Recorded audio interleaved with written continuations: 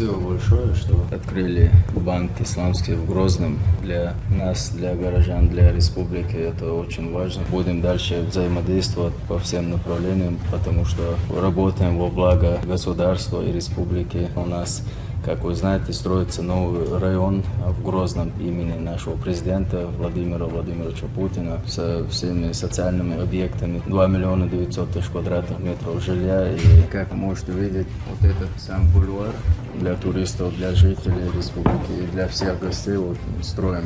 Рамзан Ахматович поручил, чтобы в начале и в конце этого проспекта были 2 мечети и церковь в середине. Строительство на мечети принял на себя фонд имени Ахматова Кадырова и уже начато работать. Ну и, соответственно, хотелось бы, чтобы вы тоже внесли свою лепту у нас в новом районе имени нашего президента. Очень красиво, я видел проект. Мы были сегодня там, смотрели площадку. Нам интересно участвовать в том числе и в застройке жилых кварталов.